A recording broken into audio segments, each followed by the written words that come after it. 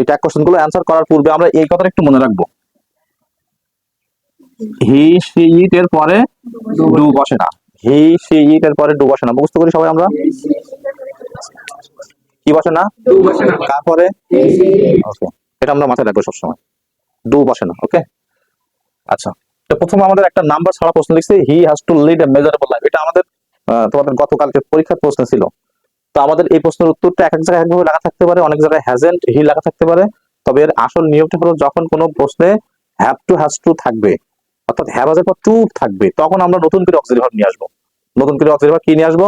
যদি হ্যাজ থাকে তাহলে ডাজ, ঠিক আছে, হ্যাজ থাকলে ডাজ, এর শেষে এস, ডাজ এর শেষেও এস, এটা মনে রাখবো আমরা কখন কোনটা নিয়ে আসবো। শেষে এস থাকলে তখন ডাজই তো হয় নাকি, এস বেস যোগ থেকে ডাজ হয় না, তাহলে আমরা এখানে কি আসবে, ডাজ। আর যদি হ্যাভ হয় তাহলে কি হবে, ডু। আর যদি হ্যাড হয় তাহলে হ্যাড এর শেষেও ডি, ডি এর শেষেও ডি, মনে থাকবে। তাহলে এই প্রশ্নের অ্যান্সার হচ্ছে কি, ডাজন্ট। এই যে হ্যাজ, ডাজ, যদি এখানে হ্যাভ থাকে মনে করো হ্যাভ, তখন হবে কি ডু। যদি মনে করো হ্যাড হয়, এখানে ডি থাকলে এখানেও আমরা হবে কি ডি। তার মানে মনে রাখবো এর শেষে ডি, শেষে ডি, ঠিক আছে, এর শেষে ডি, ওর শেষে ডি, এর শেষে এস, ওর শেষে এস, এটা আমরা মনে রাখবো, বুঝছো। তাহলে হ্যাজ টু থাকলে কি হচ্ছে, ডাজন্ট, হ্যাভ টু থাকলে ডোন্ট, আর হ্যাড টু থাকলে okay, clear. Number one, time and চাইল্ড ওয়েট ফর নান। তো এখানে আমাদের টাইম এন্ড চাইল্ড এন্ড দ্বারা দুটো নাউন যুক্ত হচ্ছে আমাদের, হ্যাঁ, দুইটা নাউন, সময় আর ষোলো, দুটো নাউন যুক্ত হচ্ছে, দুইটা, কয়টা, দুইটা। এই কারণে আমাদের ওয়েট ভার্বের সাথে এস বাইস যোগ হয়নি, কারণ নিয়ম তো হলো আমাদের একটা সিঙ্গুলার হলে ভার্বের সাথে এস বাইস যোগ হয়। এই কারণে আমরা এখানে এস নেই, তাহলে আমরা কি দেবো, ডু, অক্সিলারি ভার্ব তো নাই, তাহলে কি দেবো, ট্যাগ কোশ্চেনের নিয়মটা কি, আগে আমাদের অক্সিলারি ভার্ব নিয়ে আসতে হবে, অক্সিলারি ভার্ব থাকলে সেটা বসবে, না থাকলে তখন ডু ডাজ ডিড বসাতে হবে। তাহলে এখানে আমাদের তো অক্সিলারি ভার্ব নাই, এখন আমরা কি বসাবো, ডু ডাজ ডিড থেকে বসাবো, কি বসাবো, do. Say do does did থেকে কোনটা বসাবো, এখন দেখবো এখানে কি এস আছে ভার্বের সাথে, নেই, তাহলে ডাজ বসবে না, ঠিক আছে। আর যদি পাস্ট ফর্ম হয় তাহলে ডিড, তাহলে ওয়েটটার পাস্ট ফর্ম না, ওয়েট হলো এক নাম্বার, ওর পাস্ট ফর্ম হলো ওয়েটেড, আর নিঃসন্দেহে ডু। তাহলে প্রশ্নের আনসার হচ্ছে কি ডু। এবার নট দেবো নাকি, এই প্রশ্নের প্রথমটা শেষ পর্যন্ত করে দেখবো, ওই যে নট বা নেগেটিভ একটা শব্দ আছে দেখো, নান, নো, নোবডি, নো ওয়ান, নান, নাথিং, তারপরে কি hardly, seldom, scarcely, little, few, rare, এগুলো থাকলে আর নট হয় না, তাহলে আমরা নট দিচ্ছি না। আর এখন এখানে আমরা কি দেবো, টাইম এন্ড টাইট, কয়টা হচ্ছে, দুইটা, একের অধিক হইলে তার পরিবর্তে কি বসে, দে বসে, তাহলে অ্যান্সার আছে কি ডু দে, বুঝতে পেরেছো। পরে দুই নম্বর দেখো, ব্রেড এন্ড বাটার, রুটি আর মাখন, এখানেও এন্ড দ্বারা দুটো নাউন যুক্ত হয়েছে, তাই না, ইজ মাই ফেভারিট ফুড। তো এখানে বাক্যের প্রথমে আমাদের ইজ আছে, অক্সিলারি ভার্ব আছে না, তাহলে ওই ইজকে আমরা বসাবো। আচ্ছা, এবার আমরা কি বাক্যের ভিতরে কোথাও নট বা নেগেটিভ শব্দ নেই, তাহলে আমরা নট দেবো, ইজ এন। এখন কি করব, এই যে সাবজেক্ট, আগে তো আমরা টাইম এন্ড টাইট দুটো ছিল, তার পরিবর্তে দিয়েছিলাম, তাই এবার ব্রেড এন্ড বাটার দুইটা বলতো, দুইটা, তাহলে এবার আমরা কি দিয়ে দেবো না, এবার দিয়ে হবে না, তার কারণ হলো আমাদের যখন এখানে ইজ বসেছে, ইজ কার পরে বসে, দে ইজ হয় দেখেছো কখনো, বয়েজ ইজ হয় দেখেছো, না হয় হি ইজ, তাই না, একজনের ক্ষেত্রে ইজ হয়। তাহলে আমাদের এই সাবজেক্ট গুলো দ্বারা আমাদের একটা বোঝাইছে, সিঙ্গুলার হয়েছে, যার কারণে আমাদের ইজ বইছে। এটা আবার কিভাবে বসবো, সিঙ্গুলার না প্লুরাল, এটা আমরা দেখবো যে যখন এন্ড দ্বারা দুটো নাউন বা সাবজেক্ট যখন মানে একই ধরনের অর্থ প্রকাশ করবে, সমজাতীয় অর্থ প্রকাশ করবে, তখন আমরা ভার্ব সিঙ্গুলার হবে। সমজাতীয় অর্থ, রুটি আর মাখন সমজাতীয় জিনিস, একটার সাথে একটা খাইতে হয়, যেমন ঠিক আমরা বলতে পারি rice and curry, rice and curry, ভাত আর তরকারি কি সমজাতীয় হচ্ছে, তো তো এরকম ক্ষেত্রে আমরা খেয়াল করবো। আর আমাদের মোট কথা আমরা অত বোঝার দরকার নেই, আমরা ইজ মানে বুঝলাম সাবজেক্ট হলো সিঙ্গুলার, ইজ মানে হলো, আর এটা যদি সিঙ্গুলার হতো তাহলে এখানে ইজ যোগ থাকতো, ক্লিয়ার। তাহলে আমরা এখানে অ্যান্সার হচ্ছে কি ইজেন্ট, আর তখন আমরা কি দেবো, ইট দেবো, ইট, বুঝছো, ইজেন্ট ইট। আচ্ছা, slow and steady, slow and steady, এই একই ভাবে দুইটা সমজাতীয় অর্থ প্রকাশ করছে, উইন্স, এই যে ভাবের সাথে এস আছে না, এস আছে না, তাহলে আমরা কি দেবো, ডাজ। নট নিতে নট দাও, ডাজেন্ট। আর এখন ডাজ যখন বসছে তখন আমরা কি হবে, পরিবর্তে সিঙ্গুলার অর্থ প্রকাশ করছি, তাহলে ইট হবে। যদি এস না থাকতো তখন আমরা ডু দিয়ে দিতাম। Unfortunately many of us, unfortunately দুর্ভাগ্যক্রম ভাবে, মেনি অফ আস এটা হলো সাবজেক্ট, ওয়েস্ট হলো ভার্বের সাথে এস বেস আছে নাকি, নেই, তাহলে ডাজ হবে, নেই, তাহলে কি হবে ডু। নট নিতে নট দাও, ডোন্ট। এখন যখন কোনো সাবজেক্টের ভিতরে many of us, some of us বা most of them, all of them এরকম থাকবে। অফ এর পর একটা অবজেক্ট থাকবে এখানে, এটা কিন্তু সাবজেক্ট না অবজেক্ট। তো এরকম অফ দিয়ে যখন থাকবে, যে অবজেক্টিভ কেস ওই অবজেক্টের সাবজেক্ট ব্যবহার করতে হবে। তাহলে আসা সাবজেক্ট কি? উই। এরপরে question, naan can prosper in life. None can, অনেক বড় বড় প্রশ্ন আছে আমাদের পরে। বড় বড় প্রশ্ন দেখি স্টুডেন্টরা হলো কি হোপলেস হয়ে যায়, ঘাবড়াই যায়, যে কি পড়বো, মাথার ভিতরে ঢুকবে না এরকম না। আমরা প্রশ্নটা ভালো করে পড়বো, পড়ে আমাদের সাধ্য মতো চেষ্টা করবো এই বাক্যের ভিতরে ভার্ব কি আছে, কোন জায়গায় ভার্ব আছে, সেই ভার্বটা আমাদের হয় অক্সিলারি ভার্ব খোঁজো প্রথমে। অক্সিলারি ভার্ব যদি না থাকে তাহলে মূল ভার্বটা আমরা আমাদের সাধ্য মতো চেষ্টা করবো খুঁজে বের করার। সেটা আমরা খুঁজে বের করলে ওই মানে কি ভার্বের আগেই তো সাবজেক্ট থাকবে, ঠিক আছে। তো এখানে none can prosper in life without utilising time properly, আর আমরা প্রথম দিক থেকে বাক্য খুঁজতে খুঁজে যাবো, এত বড় বাক্য দরকার নেই। তো আমাদের এই একটা অক্সিলারি ভার্ব আছে ক্যান, তাহলে এই ক্যানটা আমরা পাঠিয়ে দিই। অক্সিলারি ভার্ব পাইছি না, ক্যান। আচ্ছা এই প্রথমে দেখো নো বডি, নো ওয়ান, নান, এদের পরিবর্তে দে বসে, আর এটা নেগেটিভ শব্দ, তাই নট আর হবে না, তাহলে আনসার হচ্ছে কি can they. So everybody should realise, এই যে শুড অক্সিলারি ভার্ব আছে না, শুড বসে দিচ্ছি। নট আছে এর ভিতরে, নেই, স্টুডেন্ট। আর সকল প্রকার বডির পরিবর্তে কি বসে? দে বসে। সকল প্রকার বডির পরিবর্তে দে বসে, স্টুডেন্ট দে। অবশ্যই প্রশ্নের উত্তরের শেষে জিজ্ঞাসা দেওয়া লাগবে, নাহলে নাম্বার পাবা না। Let's make the best use of time, এখানে আমাদের অনেক বড় প্রশ্ন, কালকে তোমরা ভুল করছো। লেটস, এই যে এল ই টি অ্যাপোস্ট্রফি এস, মানে কমা এস, কমাটা উপরে, লেটস অথবা এরকম থাকতে পারে লেট আস, লেটস অথবা লেট আস, এই দুটো থাকলে আমাদের আর কিছুই পাওয়ার দরকার নেই। কোন জায়গায় থাকবে? বাক্যের প্রথমে, কিন্তু বাক্যের প্রথমে যখন থাকবে তখন উত্তর হবে shall, shall we, shall we, জিজ্ঞাসা চিহ্ন, শ্যাল উই। তবে যদি লেটের পরে আস না থেকে লেট মি, যদি আস না থেকে এখানে থাকে কি let me, let them, let him, let Rana, এরকম তার নাম যদি হয় তখন উত্তর হবে উইল ইউ। কি হবে? Will you. লেটের পরে আস বাদে অন্য কোনো যদি সাবজেক্ট বা অন্য কোনো অবজেক্ট যদি হয় তখন আমরা কি লিখবো সেখানে? Will you. কোথায়? বাক্যের প্রথমে, সেটা বাক্যের প্রথমে, লেটটা বাক্যের প্রথমে থাকবে, মাঝখানে লেট থাকলে কিন্তু হবে না। কারণ তোমাদের গতকালকে যে নিয়মটা ছিল সেটা আমি একটু এখানে লিখি। আচ্ছা এই অ্যান্সারটা আমি করে দিচ্ছি, দেখো। মোস্ট অফ দ্য স্টুডেন্টস, অধিকাংশ শিক্ষার্থীরা হু ফেইল ইন ইংলিশ, তো এখানে ভার্ব আছে, ফেইল মান এক নম্বর আছে, তারপরে ডু এক নম্বরে ভার্ব আছে, হ্যাভ এক নম্বরে ভার্ব আছে, তিনটা ভার্ব আছে। কিন্তু আমাদের বিষয়টা হলো এখান থেকে আমাদের আহ, যখন অনেক বড় বড় বাক্য থাকবে বা বিভিন্ন পার্ট থাকবে, বাক্যের বিভিন্ন পার্ট থাকবে বা কমাকোটেশন থাকবে, তখন আমাদের মূল বক্তব্যটা কি সেটা আমাদের খুঁজে বের করতে হবে, হ্যাঁ? এবং আমাদের সব থেকে বেটার হয় যারা সেন্টেন্সের মিনিং করতে পারে, তাদের জন্য গ্রামার খুব ইজি হবে।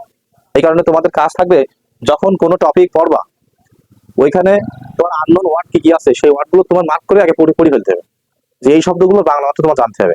সারা বছর তোমার আমি এই কোয়েশ্চেন গুলো করাবো, তুমি বুঝবা, পরীক্ষার হলে যে জড়াই ফেলবা। কারণ তুমি কিন্তু চাইলে এই বাক্যের এই কয়টা বাক্য এখানে যে অধিকাংশ শব্দ অর্থ তুমি জানো, হয়তো 10টা শব্দ অর্থ তুমি জানো না, এই 10টা শব্দ তোমার শেখা উচিত। এভাবে তোমার ভোকাবুলারি বাড়বে, যত বেশি ভোকাবুলারি বাড়বে তত বেশি তুমি উন্নতি করতে পারবা।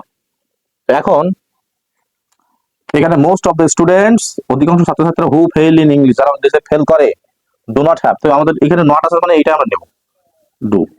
নট আছে নট দেবো না, অনেকেই হ্যাভ দেখতে পাবে, বড় শব্দ এটা আরো, তাহলে হ্যাভ বসাবে, ওটা আমরা দেবো না। দুটো অক্সিলারি ভার্ব যদি পরপর থাকে প্রথমটা নেব, পরেরটা দেবো না। পরেরটা হলো মূল ভার্ব হিসেবে তখন ব্যবহৃত হবে বাক্যের ভিতরে। আর এর আগের এগুলো সব হলো সাবজেক্ট হিসেবে ব্যবহৃত হচ্ছে। কেন সাবজেক্ট হিসেবে ব্যবহৃত হচ্ছে?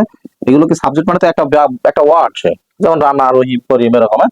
তো এখন এতগুলো সাবজেক্ট, এটাকে হলো বলা হয় নাউন ফ্রেজ। কি বলা হয়? Noun phrase. ফ্রেজ মানে শব্দগুচ্ছ, অনেকগুলো শব্দ একত্রিত হয়ে একটা অর্থ প্রকাশ করাকে বলা হয়। হ্যাঁ। এখন নাউন ফ্রেজ না তো ফ্রেজ, কিন্তু ওই ফ্রেজটা যদি নাউনের অর্থ প্রকাশ করে তখন সেটা নাউন, যদি অ্যাডভার্বের অর্থ প্রকাশ করে তখন সেটা অ্যাডভার্বিয়াল ফ্রেজ, যদি অ্যাডজেক্টিভের মতো কাজ করে তখন সেটা অ্যাডজেক্টিভ ফ্রেজ। তো এখন আমাদের এই নাউন দ্বারা আমাদের এই ফ্রেজগুলো কি বোঝাচ্ছে? Most of the students who fail in the exam, অধিকাংশ ছাত্রছাত্রীরা যারা পরীক্ষায় ফেল করে, এই দ্বারা কি বোঝাচ্ছে? কোনো অ্যাডজেক্টিভ বোঝাচ্ছে না কোনো নাউন বোঝাচ্ছে? এটা অবশ্যই নাউন বোঝাচ্ছে, যারা ছাত্রছাত্রীদেরকে বোঝাচ্ছে, মানে এক কথা ইংলিশে কে ইংলিশে ফেল করা ছাত্রছাত্রীরা, তার মানে সে ব্যক্তি বোঝাচ্ছে, অবশ্যই সাবজেক্ট নাউন। তাহলে এই এর পরিবর্তে আমরা কি বসাবো? কতজন এখানে স্টুডেন্টস? অনেকজন। এর পরিবর্তে আমাদের বসাতে হবে, তাহলে কি হবে? দে। আচ্ছা আমি ওই এখানে যেটা লিখছিলাম আর একটা সেন্টেন্স একটু এখানে লিখে আমি, কি ছিল কোশ্চেনটা?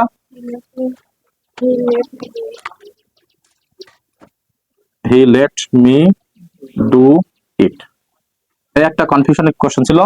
এখানে আমাদের ভার্ব আছে হলো দুইটা, লেট একটা, ডু একটা।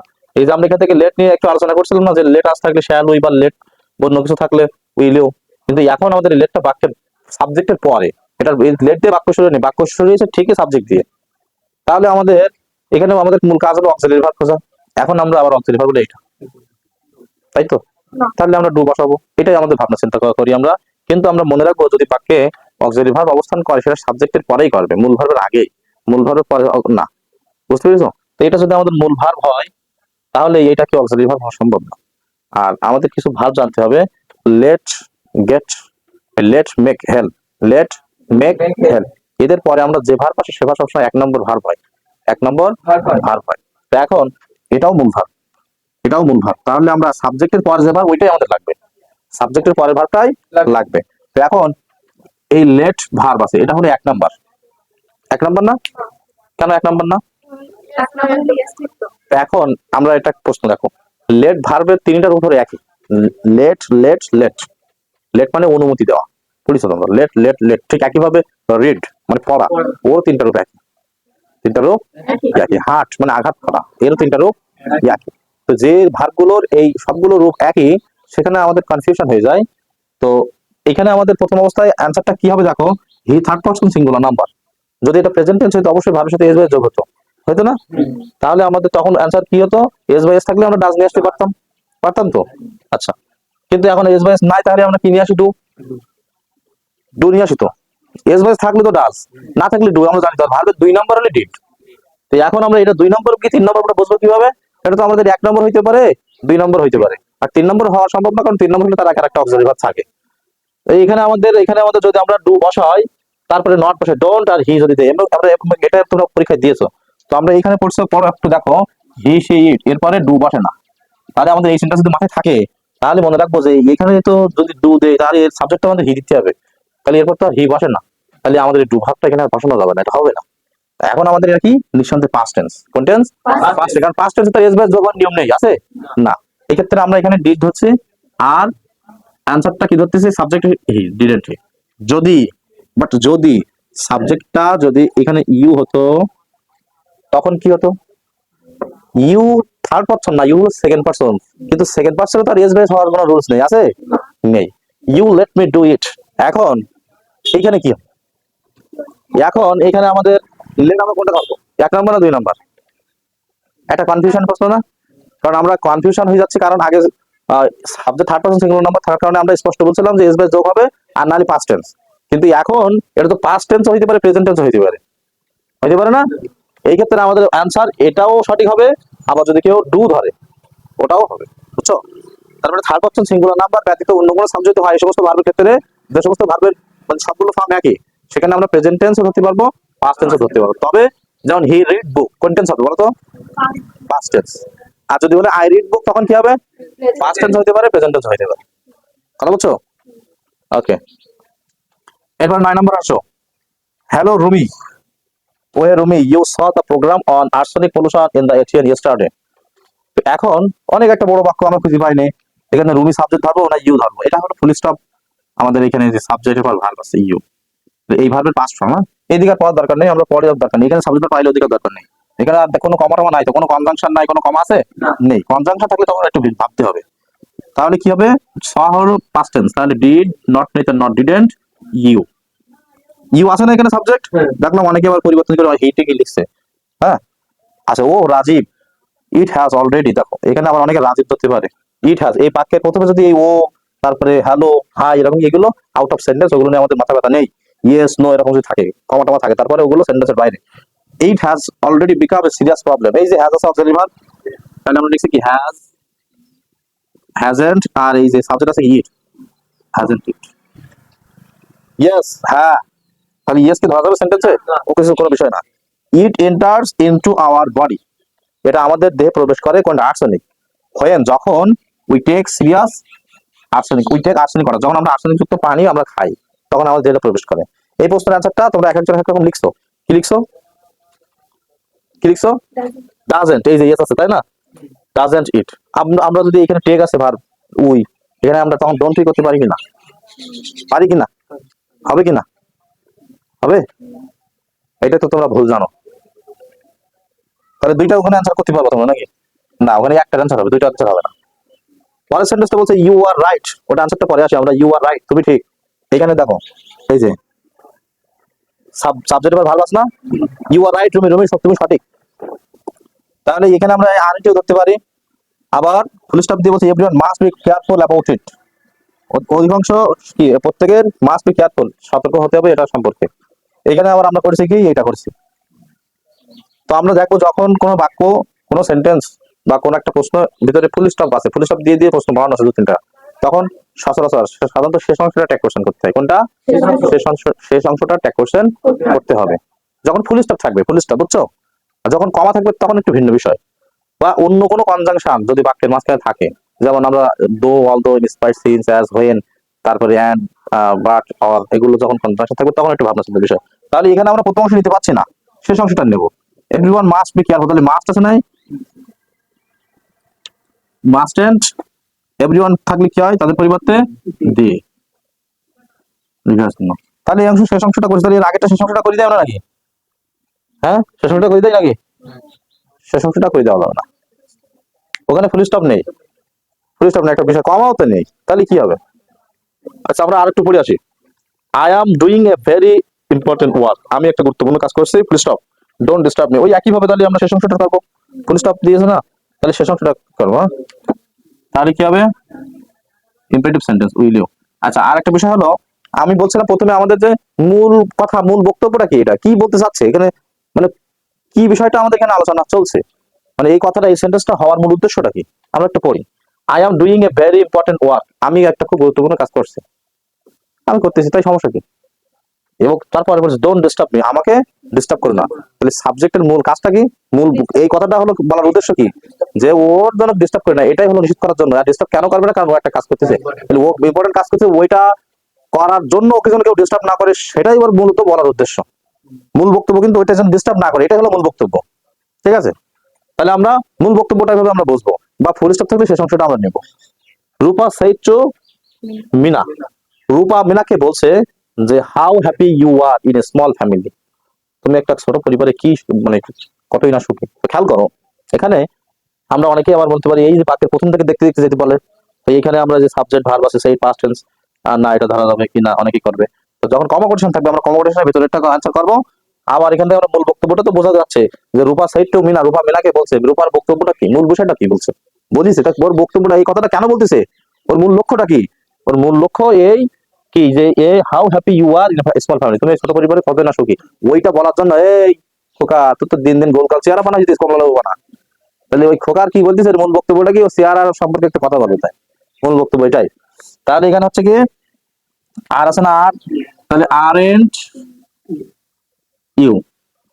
আচ্ছা এখানে লাস্ট কোশ্চেন হলো দ্য গার্ল ওয়াজ ইল, মেয়েটা অসুস্থ ছিল, and she could not go out. তাহলে এখানে আমাদের কি হবে, শেষ অংশ, প্রথম অংশ, শেষ অংশ। কেন এখানে তো ফুল স্টপ নেই, কমাও নেই, কি করবো আমরা? দ্য গার্ল ওয়াজ ইল, মেয়েটা অসুস্থ ছিল, যেতে পারেনি।